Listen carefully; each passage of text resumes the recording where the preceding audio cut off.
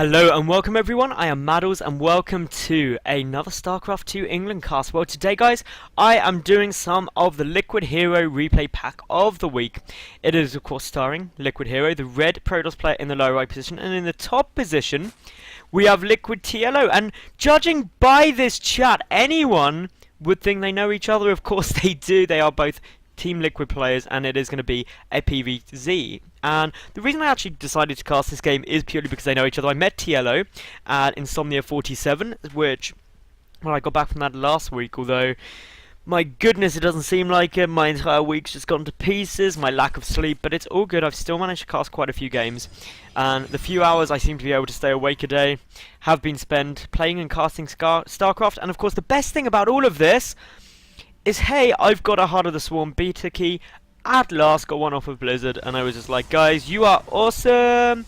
Also, I know if you want some, Definitive Esports are giving away a couple of Heart of the Swarm keys over the next couple of days, so make sure you check them out at D_esports on Twitter. You'll find them there, and basically they're doing a giveaway of hotkeys, which is pretty cool. It's a good game, it's really fun. I suck though. I suck so badly because I haven't had a hotkey. I haven't really been following the meta game. I know it changes like every patch, but still, I haven't been really keeping an eye on like, oh, what do all these different things do. It's more like, oh, that's quite cool.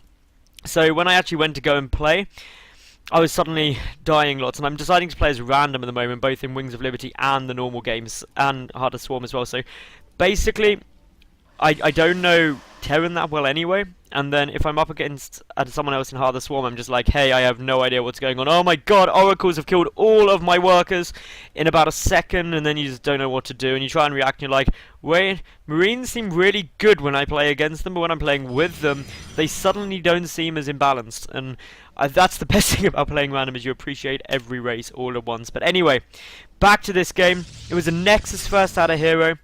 It was a Hatch first. Wow, a Hatch first. Yeah, it definitely was out of TLO. So that's a bit against the standard Wings of Liberty meta game against the Protoss player. You very rarely go Hatch first. But then again, on Antigua Shipyard, as a Protoss, you very rarely go Nexus first. These two clearly know how each other are going to play, and are really doing their best to deal with that. So obviously, this Overlord getting a good little scout off, seeing what's going on. This Probe getting a good little scout off, seeing what's going on, sees that hatchery a bit earlier than you might like, and of course this third base should get taken at about 4 minutes 20, around that time, depending on what TLO's after. Meanwhile, Hero, his own third base is in a bit of a vulnerable position. Not many people know this, or at least I don't think many people know it. If you put Infestors here, and Overlord here, you can lob Infested Terrans over to the Protoss' third base, which is why these close spawn positions may make you cry. There goes down the third. This Probe though, what's the Probe going to do?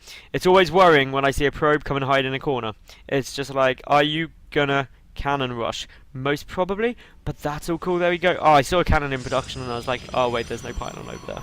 Literally every part of me wanted there to be a cannon rush right now. It would have been so amusing. But the Probe, it's gonna get spotted, should get spotted, doesn't get spotted.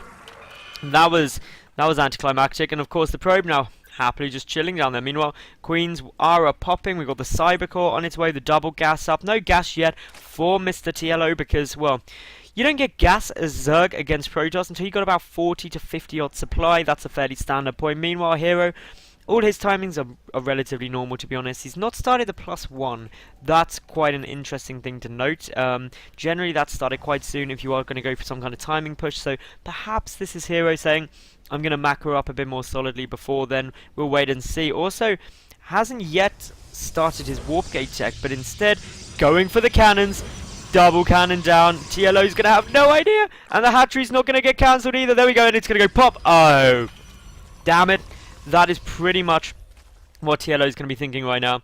And he can't cancel it. And there's 4 cannons down here. It takes an awful lot to knock out 4 cannons. 1 pylon on the other hand, that could get focused down and that'd be bad times. But TLO apparently just isn't going to react to this at all. He's just like, oh well.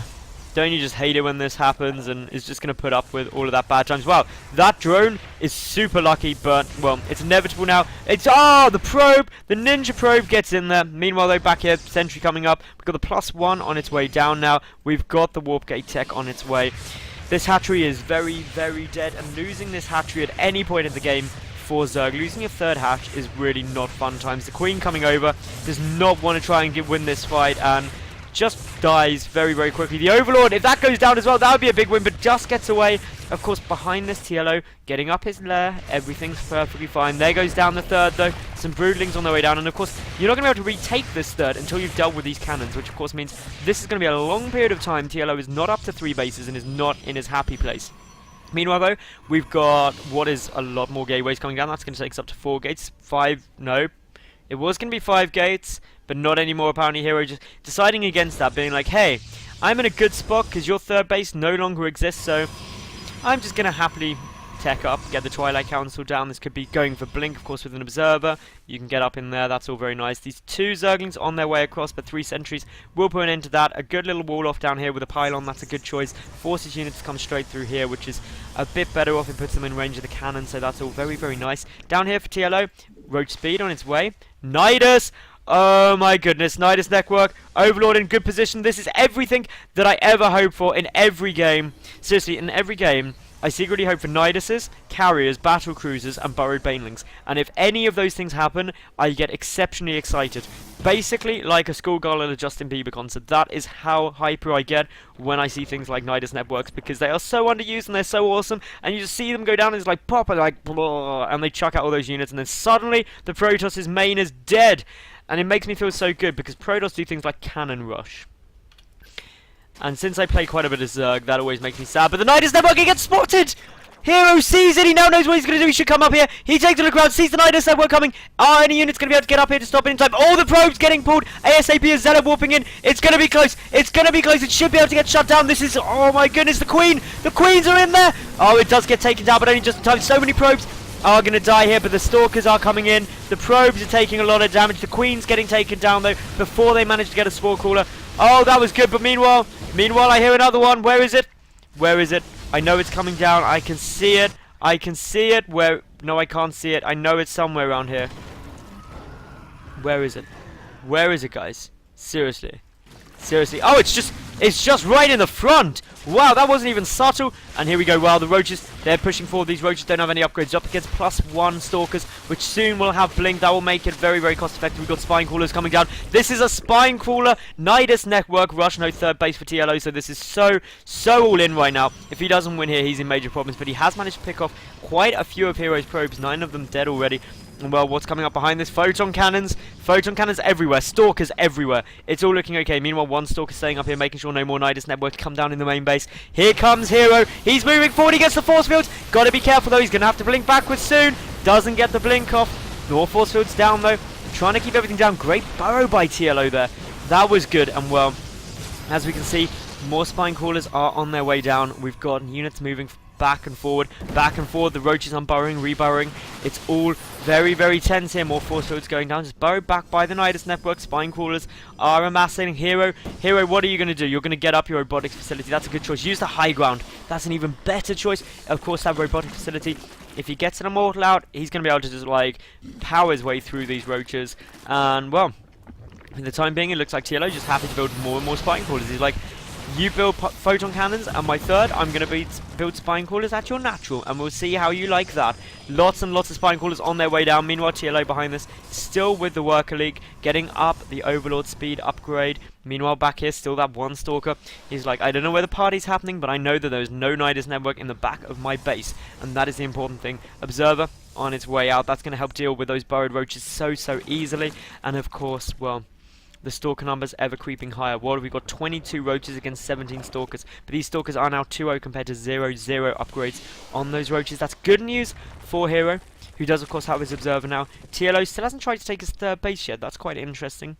His Nidus Network is still filling up with Roaches. More Roaches coming out. If we look at the army supply, 62 to 59 in TLO's favour. That 1 Spine Crawler happily chipping away at everything. The Overlord giving vision of the high ground. These 2 just posturing up, trying to get into a good position. The Spine Crawlers are moving forward. Hero, you need to do something quickly. Force fields don't stop Spine Crawlers, but it was a nice thought. Meanwhile, you're just holding those Roaches back as best you can. The Immortal comes out though. That's going to really help things. All of the Roaches running away. I think that's a good choice. You've got enough Spine Crawlers. All the Roaches coming back into the play, though. The Sentries at the front, that's never fun times. They're getting sniped down very quickly, but the Stalkers are doing good damage. That Immortal as well doing great damage. Stalkers coming through, trying to pick off. Great Transfuse goes down, though, for TLO. More train Transfuses on their way through, and, well, This is great play by TLO. And of course, Hero, he's just getting spiked to death ever so slowly. And meanwhile, the roaches are still there. The Stalker's blinking forward, blinking back. Transfuse is going down. And now, of course, the Infester is on the field. That is always a dangerous time. 4 more in production back at TLO's main base. And there's a good fungal growth. Goes down on the Immortal. He gets sniped off by the roaches. This is looking so good. So close, though. Hero, if he holds, he's fine. Meanwhile, TLO, he's taking the center base, which in this spawning position, this is like the ballsiest base to take ever. But why does it matter? Because you have Spine Crawler contained your opponent in his natural. Meanwhile, we've got more Immortals coming out. We've got the rest of the units just sitting back, biding their time, waiting for the right opportunity. And, well, that Immortal needs to be careful of that rally point. One back. Don't do anything crazy, Immortal. Watch out for the fungal growth. There's going to be a fungal growth if you aren't very careful. Don't let the Spine Crawlers hit the Immortal. But still, here we go. There goes the fungal. Here comes all the units. Another fungal hits really quickly. And, well, TLO, he is looking to be dominating right now. He's about to pick off that other Immortal, but has to pull back. Not quite enough units. The Spine Crawlers are trying to do their best. That final Immortal finally goes down, and, well, Transfuse is going off on everything and anything they can. But it looks like Hero has the momentum and he needs to keep pushing forward. He's getting enough stuff now. He's going to pick off that Nidus network. He is bored of this game. He's got rid of, just got to wait for this creep to go. He's rebuilding his 3rd and 4th gas. Meanwhile, that Overlord apparently wants to suicide the center base. Now, not looking like such a good idea for TLO. It's probably going to go down. Infest is coming out, though. And, of course, if we look at the work account, 49 to 47 in the Protoss' favour.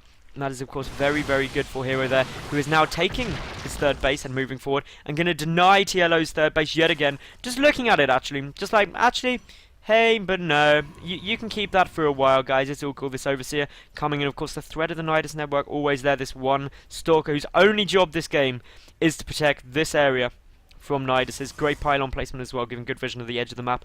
Meanwhile, down here, we do see TLO using Overlord to spread creep, to allow creep tumors to be placed down further forward, enhancing his creep spread speed.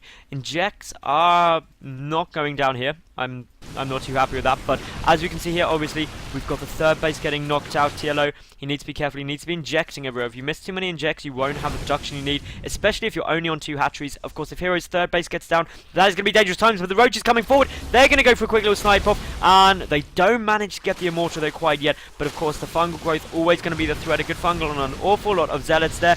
The Infestors do need to be careful. They've got a couple of them have enough energy for those fungal growths. Only 2 were used, and, well, Hero, he's playing it safe, he's playing it careful, he's getting up more units. Of course, he does have the 2-0 upgrades. No armor, or indeed, well, obviously no forge, but no replacement forge coming down in order to continue those upgrades. But no upgrades at all at the moment for the lovely Zerg player, who doesn't even have an evolution chamber as far as I can see, doesn't have a 3rd base, and of course, looking at the work account, 52 to 47, 3 probes potentially getting built at a time right now by Hero, who hasn't taken his 5th and 6th gas. But what's this coming across the map? Well, if nothing else, Hero knows it's coming as Observer, getting prime view of absolutely everything. The 3rd base trying to get retaken by TLO. He's got to play at risk. I'm surprised he isn't going for this one, actually. I know it's a bit further out of the way, but there's no reason for Hero to really go down there. And, well, as you can see, fungal growth's going off. Infested Terrans are getting lobbed down. This is before the patch. They have 100 health, not 70. And, well, look at this damage being done. And this is just pretty hyper. And to be honest, it's getting pretty close, but it looks like Hero is going to be able to come off the better angle right now. He's just got a better attack arc. He's got the blink micro, and TLO, GG's out. And Hero, in his first replay game of his replay pack that I have cast, beats his teammate in very stylish fashion in a very unusual game that was, of course, very good fun to watch. So if you did enjoy, please subscribe, like the video, and leave a cool comment, and I'll catch you tomorrow for yet another new cast. Thanks for watching, and bye.